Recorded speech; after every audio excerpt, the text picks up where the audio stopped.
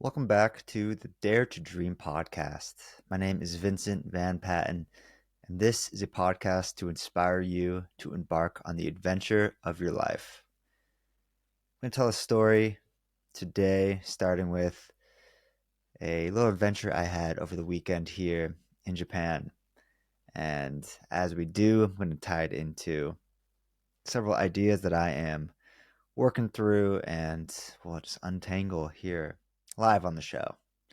So, I'm in Tokyo, and on Saturday, I wanted to get out of the city and get into some nature.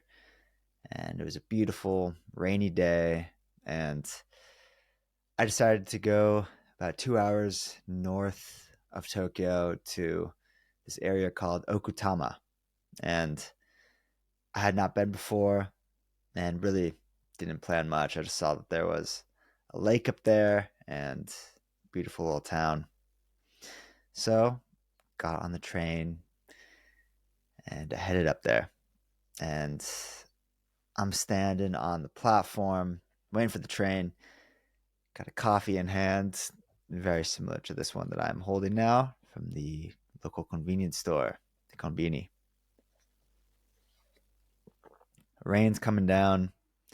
It's a beautiful fall day. And I just love the change in weather. I was quite over the intense, sultry Japanese summers. I was very much ready for fall, which is why it's what called me here in the first place. It called me to Japan. I love fall, no matter where I am in the world. I just love the colors and the impeding holidays. Impeding? Does that mean coming soon? Maybe. The holidays that are coming soon. I love the brisk weather and the people start wearing their jackets again. And I love just the feeling in the air of just things are fresh and the food and start drinking soup again. I just like cold weather. And fall is just a beautiful time of it just feels good. And Japan, why? One of the biggest reasons I wanted to come here was to experience the four seasons. Unlike I really did in Los Angeles, where I'm from. It's very sunny and beautiful year round, but I love the change in seasons and I love the East Coast because it gets the four seasons and I just like to have that change and I like cold weather and rainy, cozy days and those are my favorite as a kid. And a big reason I came to Japan was to experience that because there's really few places like Japan that truly just each season is so distinct and has its own qualities and you can just feel it.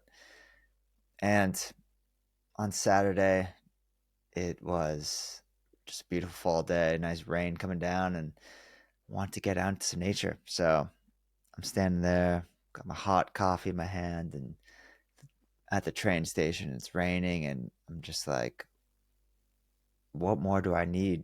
What more do I want? What more do I love than this? This is the feeling that I love more than any other, and it's the beginning of an adventure where I don't know what the day will contain, but I got my music in my ears. I got a nice 2 hour train ride ahead, several different trains, so jumping around a little bit. But all you got to do is sit there and watch the world go by, watch the changing landscape outside the window, just enjoy the ride. I love that. There's no pressure to do anything. You could just be and just enjoy and just relax. So take the train ride and got out there into the mountains and it's like so green, just bursting with life and color. And it's raining up there and the mountains are all misty. The rain clouds are rolling through the hills and it was a beautiful sight. I had my camera, a nice rain poncho, so I didn't have to hold an umbrella. I could just move through the rain and take photos and found this little hike that would go to a lake about 5 miles away, like 6 miles, and I was pretty much just gonna start the journey through the woods and get as far as I could. I knew I had to come back the same way, so wasn't sure if I was gonna do the whole thing. Probably not, maybe like half. And I'm going and I'm taking photos, and it's just like this old, town up there in the mountains, and it's all gritty and dark green and just raining, so the flowers are blooming with life and colors are popping, and there's a river running through the whole mountain range coming from the lake, and you walk beside the river.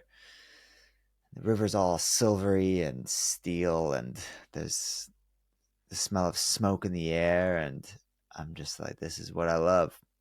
Just this gritty vibe. I'm just taking photos.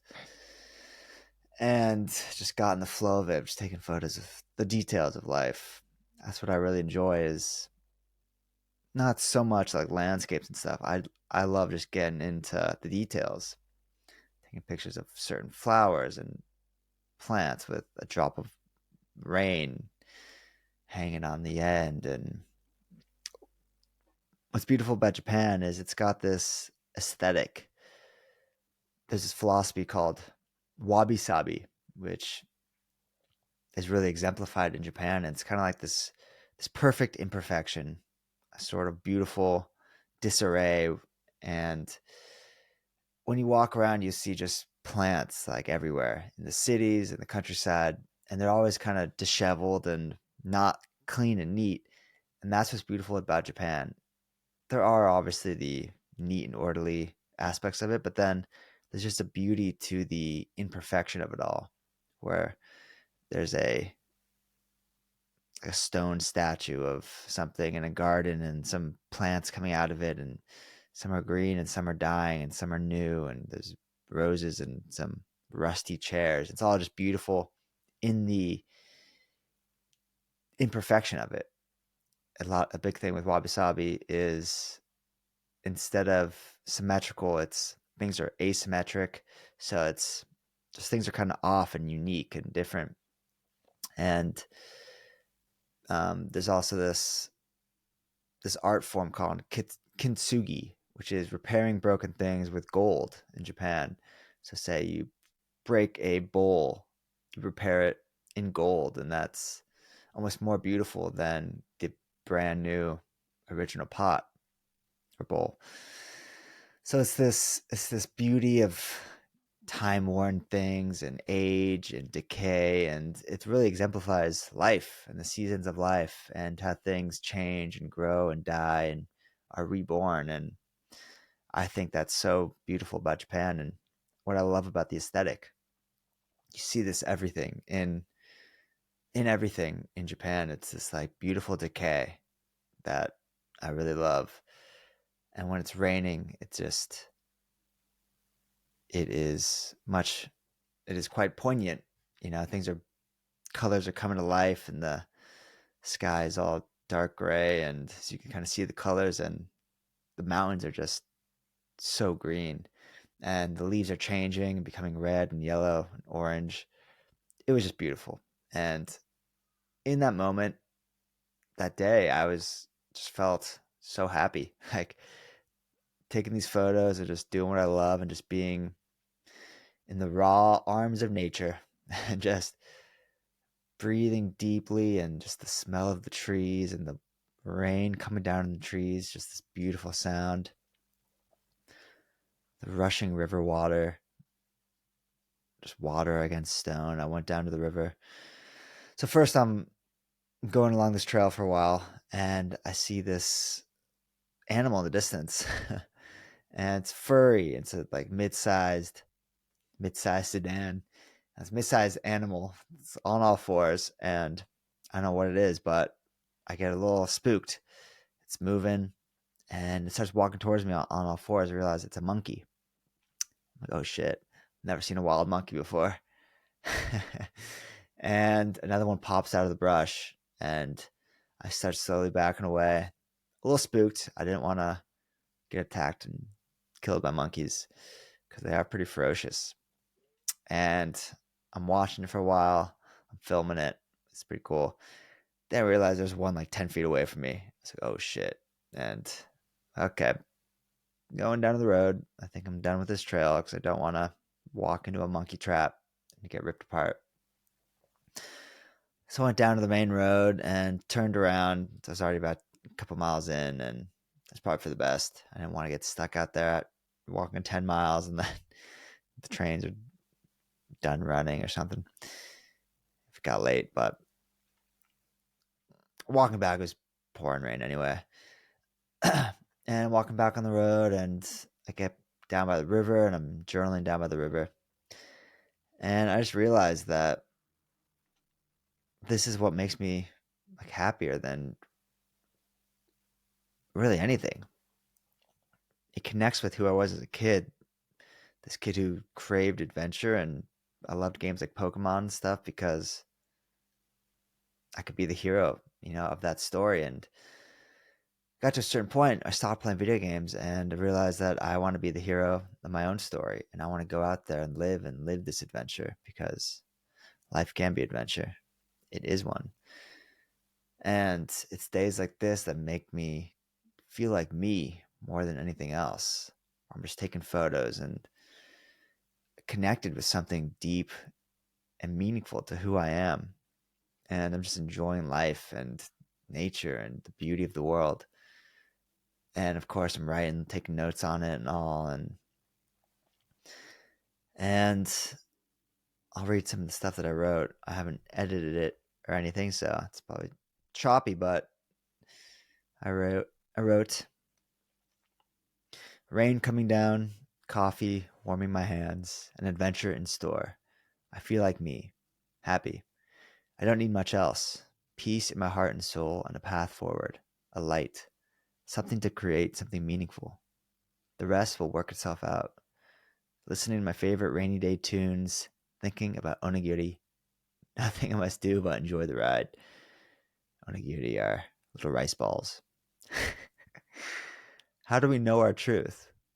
We ask to feel it. We ask to see it in the world. What brings us peace in our heart and soul? The world will try to define our truth. Do we run or do we face ourselves? Quiet the noise. Face your truth. Afraid to know ourselves truly until we step into the cold, darkness, the night. We have nowhere to go but in.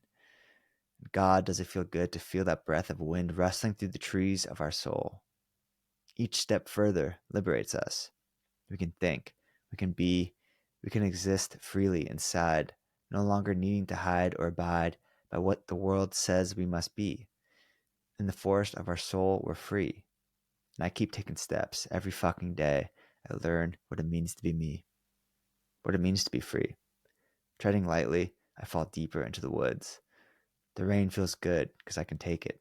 The wind roars, singing songs of reverence for who you're becoming. The air is fresh in the mountains, blowing in through the open door. The leaves hold on to summer hues of green before growing red, falling, changing like we. And isn't green beautiful? I'm so happy to be here, to be alive, lost in this sea of green. Thank you for giving me the chance to breathe the same air as the trees. What a gift for chance and time to know life and death, rain and snow and sun and changing seasons. To be a mystery unraveling. Matter doesn't matter how it ends. The journey was true. Sorry. Um, a mystery unraveling. It doesn't matter how it ends if the journey was true.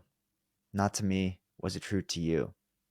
Water across stone, the universe breathing, listening to the symphony of rain in the trees. My favorite season in the world. It's a misty day, fresh air, and the smell of subtle fire. Autumn leaves fall from the heavens. I can listen to the sound of rushing river water for hours. Ceaseless. It puts the soul at ease. Sodden auburn leaves in rich contrasting the slate gray world. I like the world in slate. Shadowed. It feels deeper than a perfect blue day. The silvery river, the clouds, as if to bring out a depth in the world that a sunny day doesn't. Animals come out of their homes in the earth and forest. Colors come alive. I feel so small down here, looking up as if toward everything. Life moving about, rain falling, leaves tumbling down. Down here, I'm small. and life is so big. I felt it today, the heart of a child. Mm,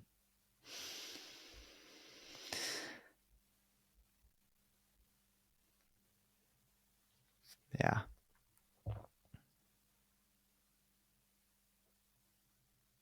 The heart of a child who's felt the need to be more. It's made them strong, able to endure the winds of life. They've taken me this far, standing on a sea of stones, lost in a sea of stars.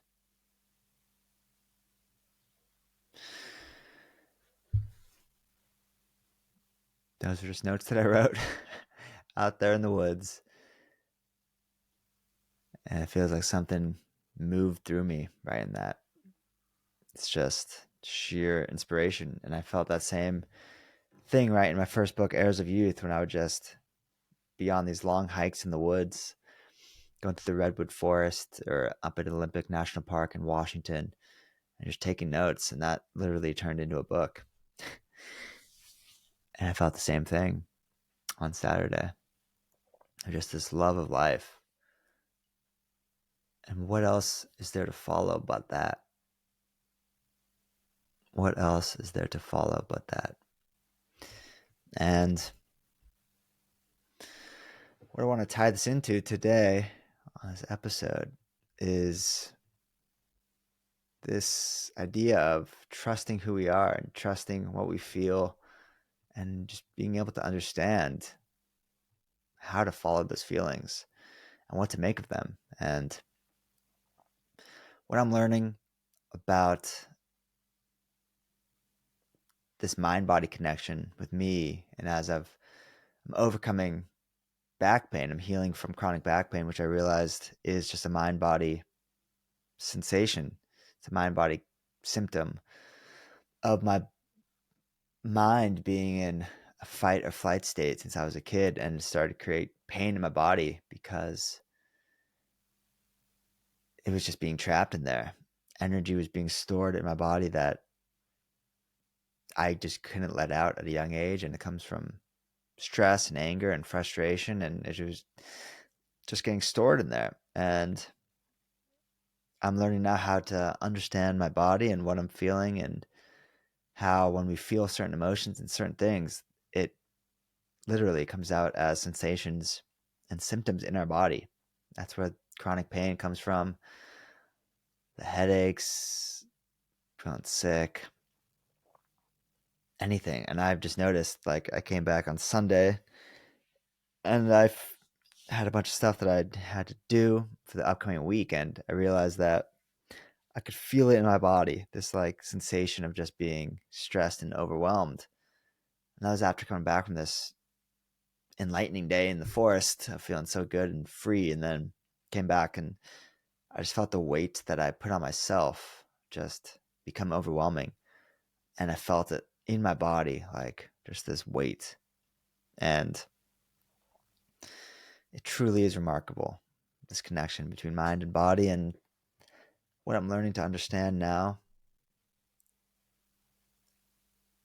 I can't see how everything hasn't happened exactly as it's meant to. And for a reason, the fact that I've been in chronic pain for 6 years, it's all been a way to help me understand what I'm feeling in my body and the emotions I'm feeling. And it all comes from, in a big way, trusting ourselves and learning how to trust what we are meant to do with our lives and are meant to do here. The more we succumb to what we're supposed to be and do, and we repress more and more, and we start living this lie, that's when our body starts breaking down, we feel pain, and we start living a lie in our body to keep the score, as they say in the book. The body keeps the score. And it's unbelievable. And I'm going through this pretty wild transformation right now of understanding the mind body connection, but also of things are really starting to take shape as I am seeking just the way forward on this path of creating my own brand and career and just life that is quite different from the norm. Because what I want is different from the norm. And when I have days like Saturday, I see the photos that I took. I'm just like, wow, that's freaking sweet. I loved doing it, and I love writing these stories about it and stuff. That inches me closer and closer to the life I'm meant to live, and the way that I will actually be able to make a career on this. Because now I'm writing books, I'm working on my first magazine, doing this podcast. This is what I want to do with my life. And it's been, since graduating college, a journey to figure out how to make that a reality where I'm actually making money from it. I could do it freely and not have to have a day job as well. And what I want to talk about today also is just the fact that this has not been an overnight transformation or an understanding that has come to me, in just 1 year and 1 month and 1 week. It's been 7 years since I graduated college, and I've been trying to figure this thing out. And I've had a handful of jobs that I've worked during those years as I pursued these things on the side. And I'm going to kind of walk through them.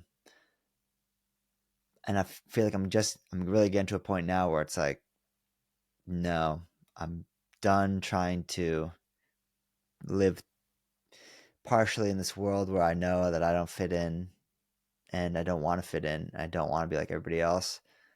And then also creating this life of my dreams. It's time to go all in on my dreams and just drop the weight of expectations that I have to do certain things just because society says that is the path you're supposed to take. That is what you're supposed to do. You're supposed to have a 9 to 5 that you don't really like, or you're supposed to anything, fill in the blank. And a lot of times we're going to have to do things we don't want to do. We're going to have to work jobs we don't like to understand what we don't like. I think I've come to a point now. So I'm saying that I know what I don't like and I know who I'm not. And that is very important on this journey of finding out who you are, is understanding and really understanding who you're not. And I graduated. I had a sales job in college, mind body, funny enough. What's it called? Mind body? Yeah. Selling software to like gyms and um, nail salon, just like any sort of beauty and fitness and, you know, personal health, I guess, whatever that industry is called. Selling them like software for scheduling and stuff. And it was just a classic college kid's job. And did that one summer. I lived in my college town, San Luis Obispo, and worked that job. Hated it. I hated doing sales. You know, people got to do sales. It's a good way to make money, but it was not for me. I realized that was the first taste of how much I dislike feeling like I'm annoying people. And this is obviously people. Um, there are ways to, you got to sell things in life. I'm going to have to sell things too. I'm creating things that I want to help people with and that I want to get out in the world, and selling is a part of it. But selling things that I had no interest in, selling things that I didn't even really understand, it's like, what am I even doing? So that was one step in that direction. Um, Worked in a clothing store, which is cool because I do love style and fashion. Um, but I felt like I was wasting time just kind of twiddling my thumbs all day. I hated having to seem busy, and that is something I hated as well with teaching English here in Japan. Having to look busy, just just to look busy, or having to do stuff just to act like you're busy, drove me crazy. But why can't I actually do something that's productive to what I'm trying to do while when we have downtime? And you know, I don't like working for just when people tell me to do pointless things. I will work for people and I'd love to learn and I want to learn. I need to. But when it's pointless, it seems like, then I'm like, what is this for? Um Worked in real estate as a real estate agent and was not a big fan of feeling like I was always trying to get something out of someone, having these conversations to get to a point where I was trying to get them to do something. It just wasn't me. I'm not a salesperson and I have to be honest with myself about that. I think we got to be honest with ourselves. Like, that is not what I want to be doing. And they're good life skills. They're definitely good experiences to have. Doing things we don't like to do. Like I said, knowing what you're not. And this is one of them. There was cool aspects of it. I was working with the best friend of mine, but the role was not for me. And that was another one. Worked in a restaurant, which was another cool experience. Everyone should work in a restaurant to see what's going on behind the scenes. I was a busboy and a host, but yeah, wasn't gonna do that forever. Worked at a hostel in Lisbon a couple years ago. That's what my second book's about. And that was really cool. Just meeting people and having fun. And then I worked on a farm in Calabria, Italy, and that was when I really realized how much I love just being outside and working the land and doing something just felt ancient. And that's when I realized that I wanted to have these experiences and write about them. Like, it goes hand in hand. I want to live life, and then I can't not write about it. It's like, that's what tells me that this is what I'm meant to do. The point of all this is, as I've done all these jobs, I had a few others, but I worked as like production assistant on the TV show, and uh, yes, and I was doing the writing on the side. I was doing the podcast. I've been just trying to build my own brand, photography and stuff. And I've always looked into how to make it full time and like what steps am I supposed to be taking. And I think that in a way is what's brought me some pain, because I felt like this conflict in my heart and soul of, I know what I want to do, but it has not been a straightforward path. And what I'm saying is, like, there's been so many little things that the road that I could have taken and steps I could have taken, and there's always so many options, but they've never felt that right. Like, I know, everyone tells me, if when I say I'm a travel writer, they tell me I should be on TikTok. They tell me I should be doing this and that. I'm like, yeah, I've fucking tried these things and they do not sit well with me.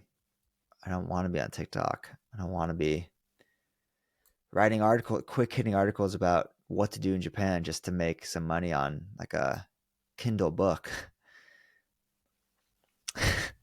As a personal aside, I don't want to tell you what to do when traveling. I want to tell you about my experiences and how traveling makes me feel. And I want to connect people through that. I'm not a travel brochure. I am a storyteller. That is what I love. And I feel like this is a lifelong pursuit. For one, there's never going to be just an answer, but I feel like the world is changing and we are slowly but surely, maybe, straying away from the quick dopamine hits and the instant gratification and the loneliness that social media is creating and the unauthentic relationships and the online dating and stuff where it's just like we're becoming robots. People crave connection now more than ever. It's sad that suicides are up and people are just lonelier than we've ever been, even though we're the most technologically advanced we've ever been. People crave real. People crave authenticity and connection and truth. We're so inundated with falsities and just the facade of society that we don't even know what the truth is anymore in ourselves, in the world, and we just are hungry for the truth. And the more that we seek our own truth, the more people see that, the more the truth and reality will make itself manifest. And it connected all together. What I felt on Saturday on this trip is it's a feeling that I am doing, that I'm on the path of finding my truth because I feel it out there. I feel it when I'm doing what makes me inspired, when I'm having fun. And I'm not going to find an answer to all this overnight, but each experience like this helps move me in the right direction. What I'm meant to be doing with my life, it's that. It's writing books. It's going deep into experiences. It is showing the world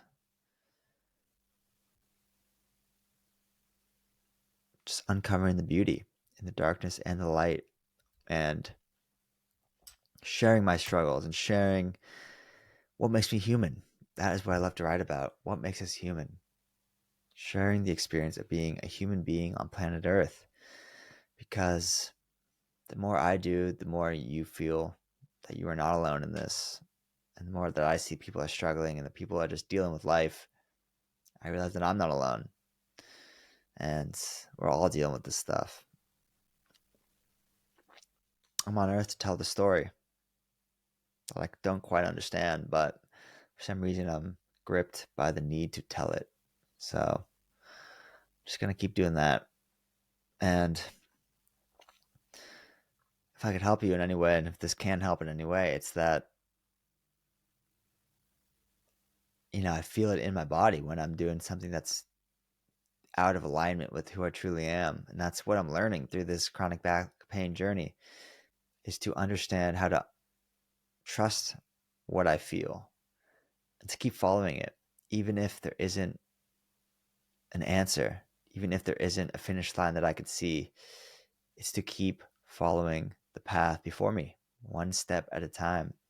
And it's not a pay raise, it's not a job title, it's a feeling that I am in line with who I am, that I am doing something that is based on intuition and a peace in my heart and soul over what I think I'm supposed to be doing, or just the social construct of what we think we're supposed to be doing at a certain time of our lives. There is no manual, there is no rule book. Follow the feelings that make you feel alive. Follow the guide of your own heart and soul over the noise of the crowd.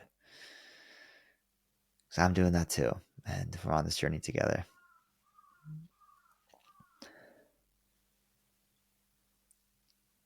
It's like there's this potential inside of me. And sometimes I wish that I knew what I had to do. I knew that if I did this for this amount of time, I would get to that place. That's not how it works. At least not in my life. For me, it feels like there's this well of potential inside of me, and I'm just trying to figure out how to get in there. And sometimes it takes me breaking to see the light in there a little bit more. It takes me cracking to let the light shine a little bit more, and I have a different perspective of what's going on inside of me, and I could reach a new height through letting that light shine. So let it all happen. Let it come and go, and just realize that things change but keep walking in the direction that you know you're meant to walk. You could feel it in your body.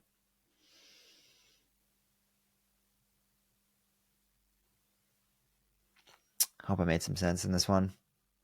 Not entirely sure. As I said, untangling some thoughts, but hope you got something out of it. And if you did, we'd really appreciate it if you could leave a review, give us a star, whatever it may be. We love you guys. We hope to inspire you every step of the way as we continue on our journey, on our path of being human beings, understanding what that means. There is no manual. You got to figure it out yourself. And how else to do it but asking how we feel inside. Life is nothing but feeling. What makes us feel certain ways, and learning to trust those. I guess that's the most important thing. How to trust what you feel. All right, y'all. Much, much love. Peace.